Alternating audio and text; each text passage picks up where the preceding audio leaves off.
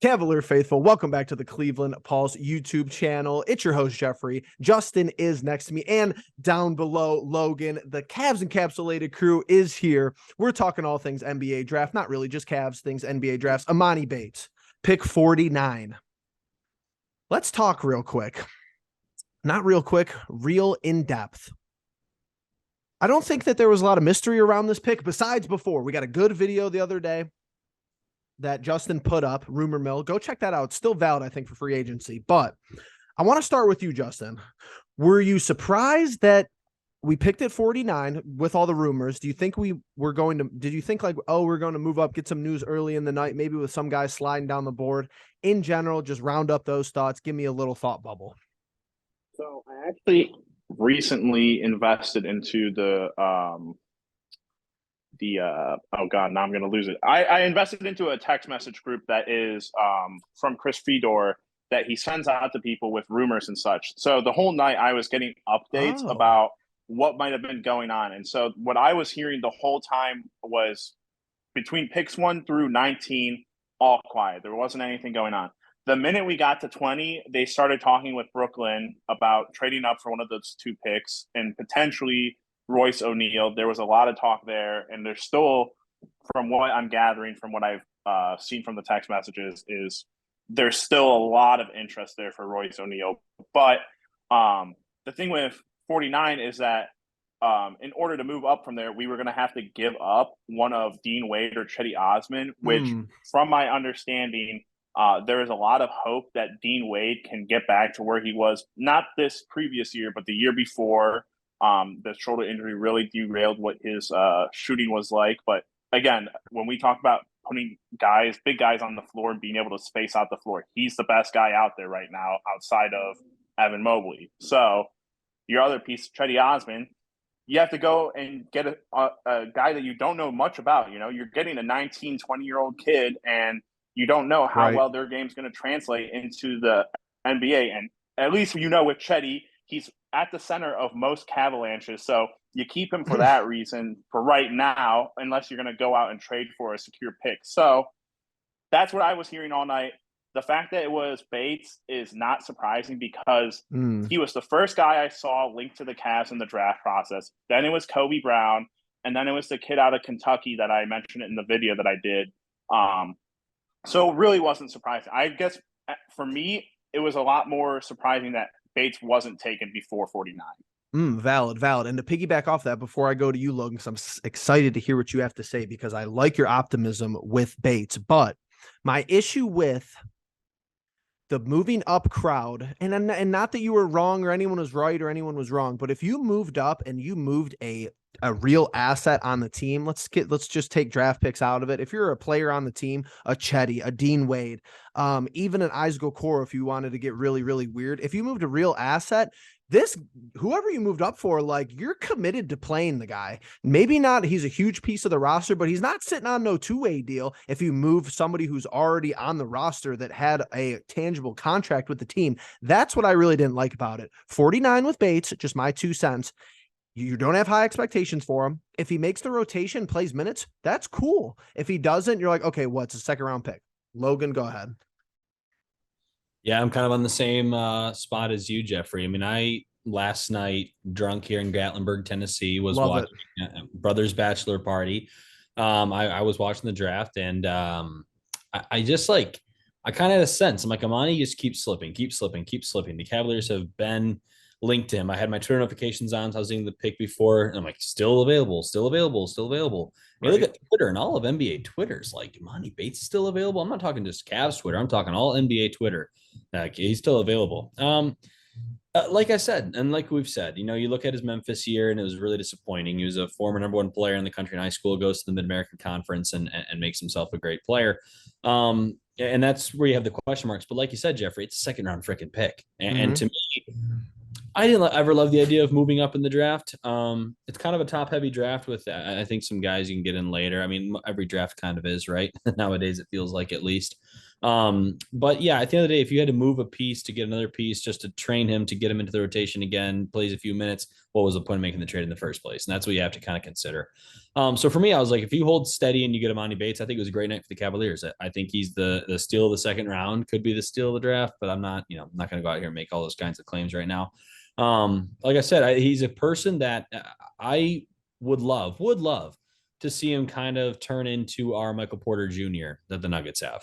Basically third, or basically your fourth option, sometimes your third. On any given night, he could end up getting hot.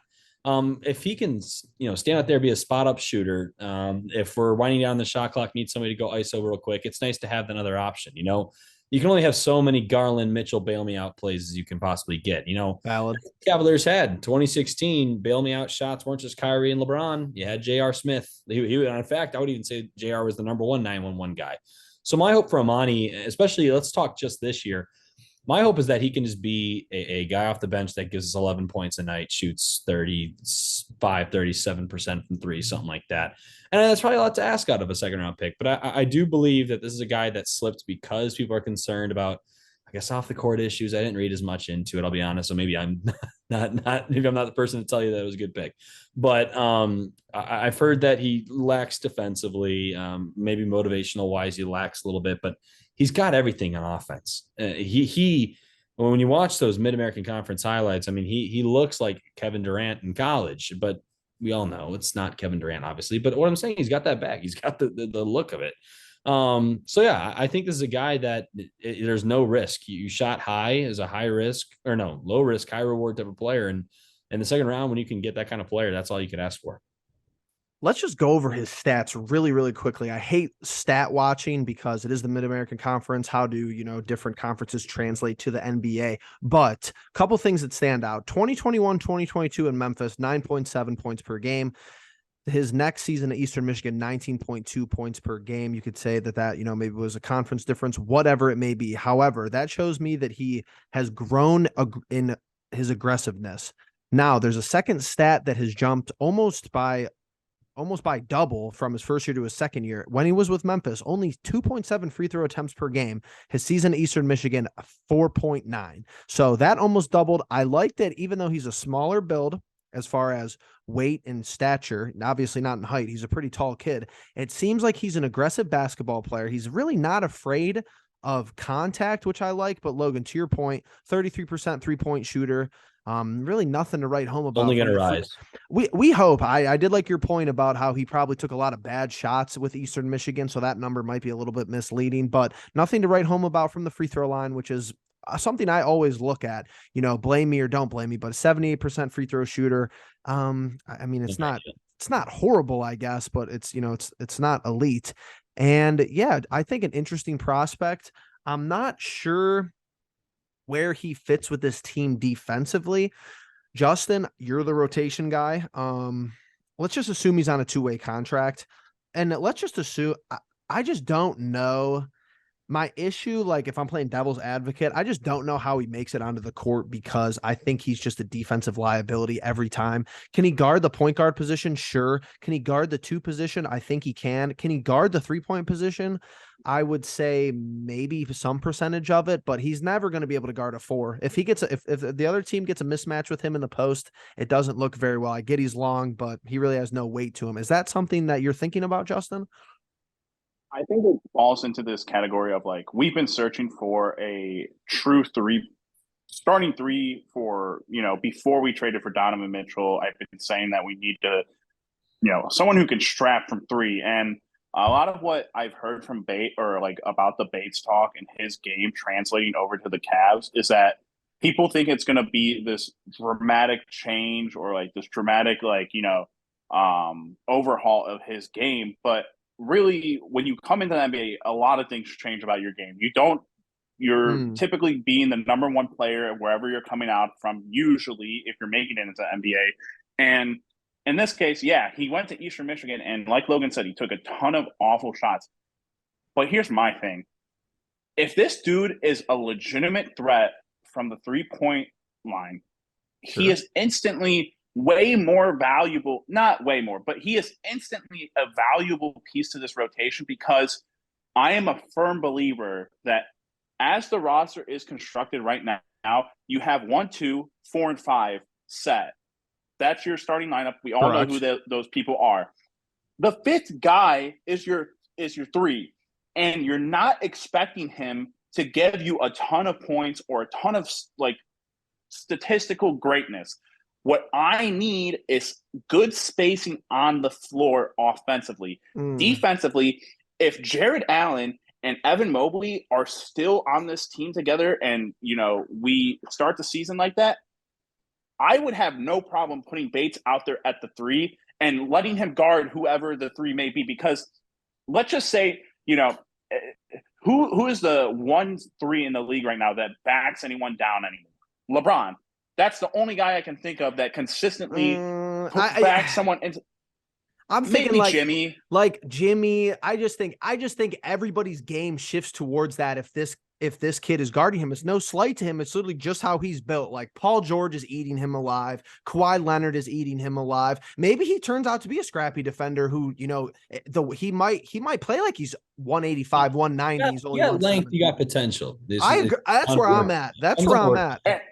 And a great point to bring up, and especially it might not happen this year. He might not, improve defensively greatly this year. But you go back to talking about players who have improved on this team defensively. You go back to Darius Garland's first 2 years on this team, awful defensively, was a liability. The past 2 years, he's been, I don't want to say he's a stud, but he has vastly improved and looked a lot better. I think that can happen for Bates. And I'm also, in the mindset of, hey, if there is that 3 who, thinks they can cook him or whatever, then, get Mobley on him and put whoever he was on, for Bates. But neither here nor there. Realistically, yeah, you're right. He's probably going to be a two-way player. He's going to probably spend a lot of time with the charge, but injuries happen. We have no idea what the trade market might be. If we have to give players up, he might get forced into a role the bench. And then again, he may never see the light of day because you got an Isaiah Mobley from last year who I think they have a lot of high hopes for. So who knows? Maybe they do 1 year with Mobley, or I'm sorry, 1 year with Isaiah coming up this time around, and then next year they bring him into the equation. But again, injuries will happen. I'm sure we will see him play at some point this season. Two thoughts on my head is last year defense wasn't the problem, right? I mean, at the end of the day, we're top. How were we number 1? Yeah, number 1. Because right? Or am I tripping?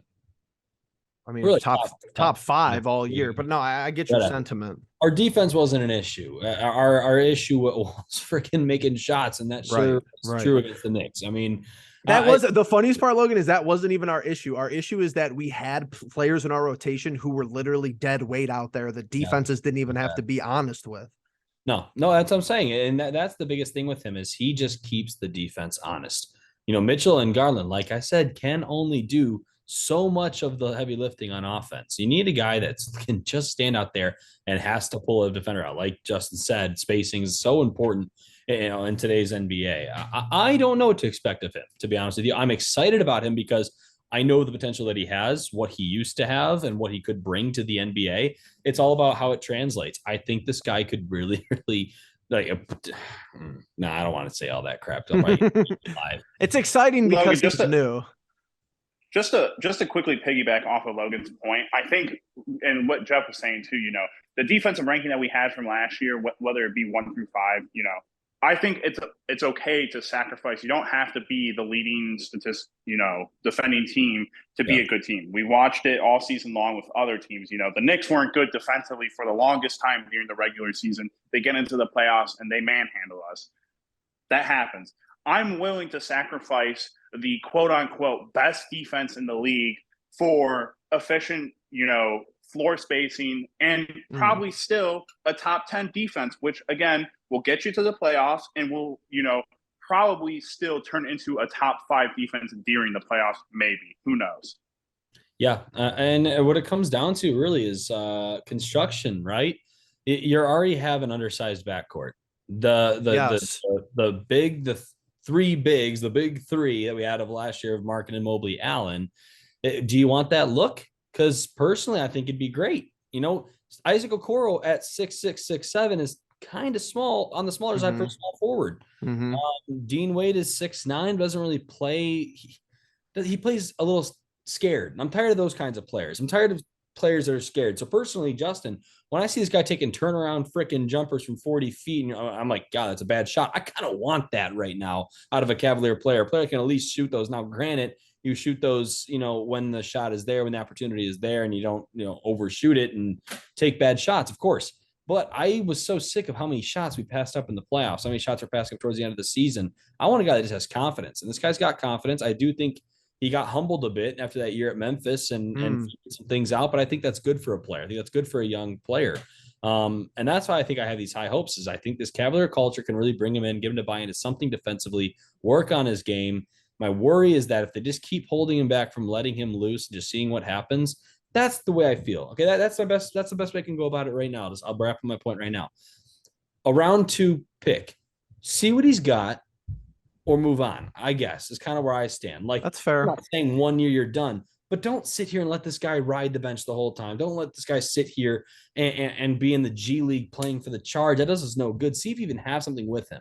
Have some guys and play him some minutes, because you saw in the playoffs, we couldn't play anybody else because nobody else was ready for the moment. JB likes his certain guys. So for me, I think it's going to be hard for him in that regard to find the appropriate playing time. But if he can, find out what he has early and see if he can capitalize. Honestly, totally agree. I think we're seemingly optimistic and a little bit excited, which might not reflect all of Cavalier faithful, but by no means are we saying it will be easy for Emoni Bates. It's going to be an uphill battle. There are multiple NBA proven players ahead of him. That's always going to be the case when you're a second round pick for the most part. My final thoughts, let me wrap up here before I send it around the horn one last time. I'm excited for Summer League. However, I want to put this out there to the Cavalier faithful. If this kid is really, really good in Summer League, don't just be like, oh, we got to, like, we might get you might have a steal, but Emoni Bates seems like the type of guy who might be the most talented and athletic player on the court in Summer League, and he's just like, give me the ball, and he might put up good numbers. He might have good highlights, and it's not, I don't want to say it's like a false flag, but don't put a whole lot of stock into Summer League. Be excited, and I'm excited to watch the team play. I'm excited to watch him perform and go out there and try to compete, even though it is Summer League. It's a little taste of NBA basketball. Justin, anything else before we call it quits? No, I mean, I just agree with Logan, and just like the sentiment of like, yeah, I think at pick 49, you don't lose anyone from the current roster. You don't give anything up. And you really don't have any expectations. And if he blows you out of the water, he blows you out of the water. If he's a good rotational piece, he's a good rotational piece. And like Logan says, if he fizzles out or he has problems, if the off-court problems continue, it's not a big deal. The money's not huge, and, the waste of a second-round draft pick is also not huge. Again, Isaiah Mobley in the weight there. Who knows? Logan?